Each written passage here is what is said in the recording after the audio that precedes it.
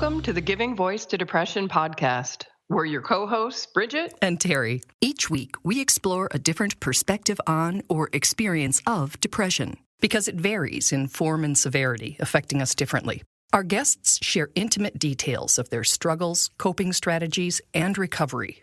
We keep it real because the struggle is real. We keep it hopeful because there is hope, in spite of what depression tells you. We're not experts or therapists. We're sisters and best friends who live with depression and know that talking about the illness reduces stigma and humanizes the experience, making it safer and easier to ask for needed support. You are far from alone.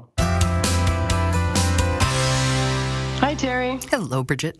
In the nearly 2 years that we've been doing this podcast, we've looked at depression and suicide from a lot of different perspectives. We've profiled suicide attempt survivors, suicide loss survivors, people who have stepped in at the last minute to offer hope for a future worth living, crisis line experts, and people who say that they've been saved by calling them, teenagers who went from hopeless and suicidal to now planning for college, marriage, and families. And several episodes on how to both ask for help when you're in crisis and offer help when someone you know or encounter is. But last week's episode took us to a new place where we had to acknowledge the tragic truth that you can know someone has struggled with depression and suicidal thoughts, and you can do all the things you've been told to do and get all the help that's available and still end up losing that person to depression's despair. And we have to acknowledge that because there are families and individuals across the world living that truth, suffering that unique grief that carries possible guilt and shame in addition to the pain of sudden loss. Last week, the mother of an 18-year-old who died by suicide just a few months ago shared some of her story in hopes of helping other families. Today, we continue our discussion with Patty, whose faith allows her to believe that her family's devastating loss is part of a bigger plan, serving a greater good. October 27th, 2018, started out like many Saturdays had. Patty and her husband had some things to talk over with one of their sons, and they'd scheduled a family meeting for that morning. And so he came in and he sat in between us, that was not unusual. And we had a really great conversation about a whole bunch of things. Their hour-long talk included some practical parenting issues, as well as some pre-college philosophical thoughts. Right outside my house, we have these grasses. And I said, we are a lot like these grasses. And I'm going to go to God again. And God is the wind, and he comes through us, and he bends us to the point where we're nearly breaking, and then we come back up again. And I said, sometimes, these grasses kind of help each other because there's some grasses that are sort of bolstering the other ones to come on back up.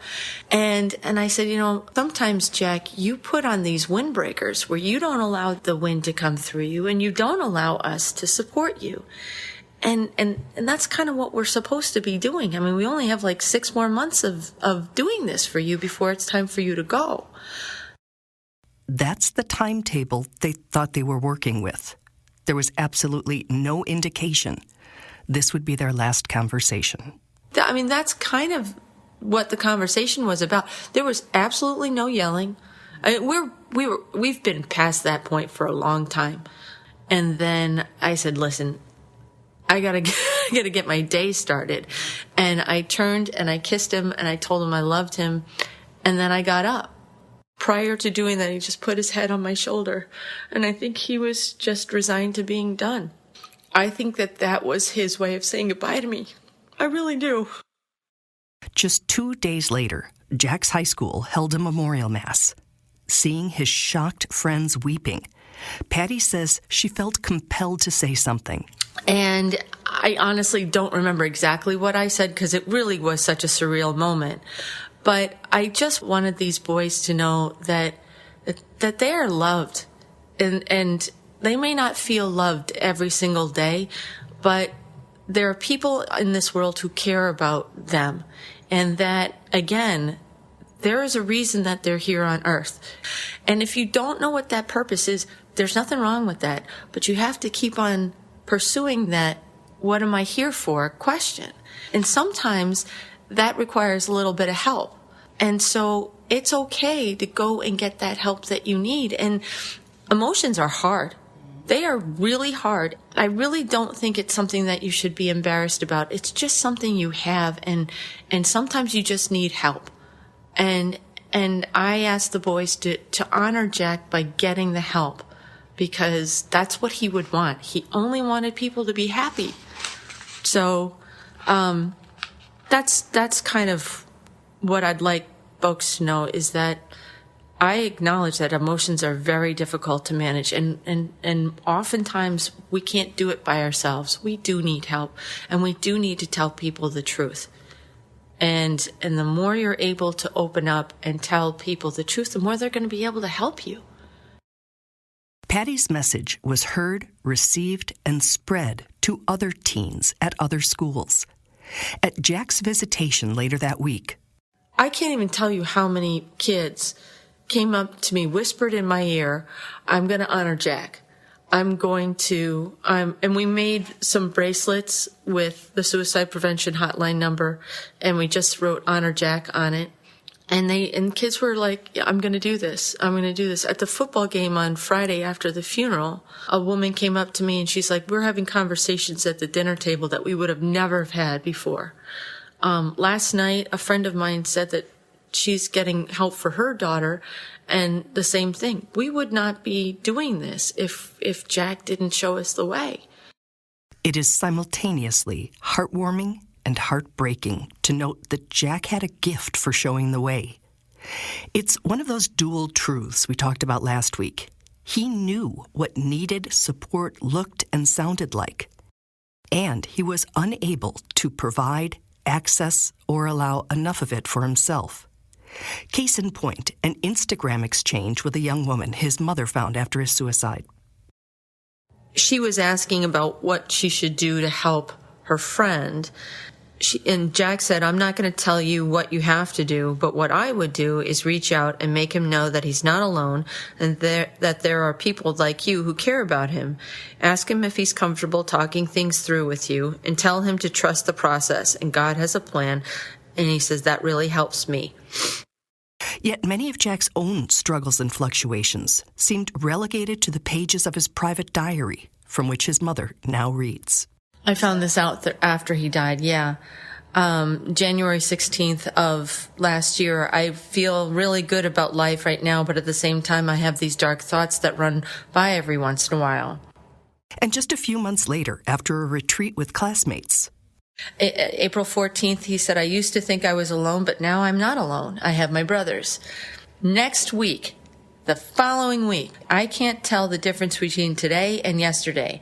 I keep trying to find new events to look forward to, whether it's a prom or the Avengers movie or whatever. I just gotta keep focusing on the next thing to make me smile, and then when I'm about to break down, remember it and smile some more, even if it's fake. I'm supposed to take off the mask, but what if I don't like the face underneath? It's a scary thing to have this disease. Knowing that symptoms, struggles, and truths can be intentionally or unintentionally hidden by masks, isolation, or other methods makes it even more important to tune in and respond to those warnings that do sneak out. It's an all-hands-on-deck kind of thing. Kids often share with each other things they don't say to adults, so a friend might be the first to notice negative changes in behavior or moods. And a few questions, or a report, even anonymously, to a school guidance counselor or parent could literally save a life. As one teen said to us, I'd way rather lose my friend for speaking up than lose my friend because I didn't. This is an epidemic that teenagers should not be dealing with. It really is something they should not have to deal with. And I feel horribly about that. But at the same time, when somebody tells you that they think about doing bad things to themselves from time to time, that's a red flag. When someone's behavior is out of line, or I'm not sure why I'm here. Just like Jack said here, I can't tell the difference between today and yesterday. If somebody is in that kind of a fog, it's worth asking some questions to that person. Patty is taking her story and that message directly to students and their parents. Giving Voice to Depression joined her just last weekend for 2 sessions at a public high school. She's hurting, of course, and also determined to find some purpose in her loss. And, in this world, so many times there's so many things that don't work out for you, but help other people. And I think that's what was supposed to happen. And it's horrible. It's sad. I miss him. But it's not my plan. It's God's plan. And I have to have faith, and I have to believe that this is serving the greater good. Oh, Patty, thank you so much for sharing the complexity and heartbreak in your heart with all of us. We want to say, she mentioned the 800 number, the Lifeline in the U.S., that you can call. It is 800-273-TALK or 800-273-8255. And we often recommend putting that in your phone because you never know if you're going to need to talk to someone or if, like she said, somebody's going to seem a little off and you're going to want to reach out to them, but maybe you don't have the confidence to know what to say or you're fearful of saying the wrong thing. And so you can call that number and say, hey, I'm here with a friend and he or she, is having a really hard time. Help me help him or her. So again, that's 800-273-TALK. And if you prefer texting, it's 741-741.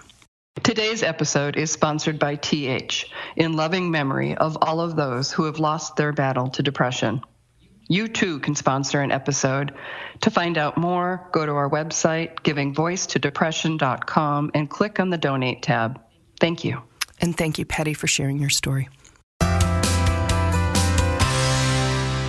We truly hope that our podcast brings a little more understanding, helps you better articulate your experience of depression, or better understand how to support someone else's. We invite you to join us for daily posts on the Giving Voice to Depression Facebook page and on Twitter and Instagram at Voice Depression.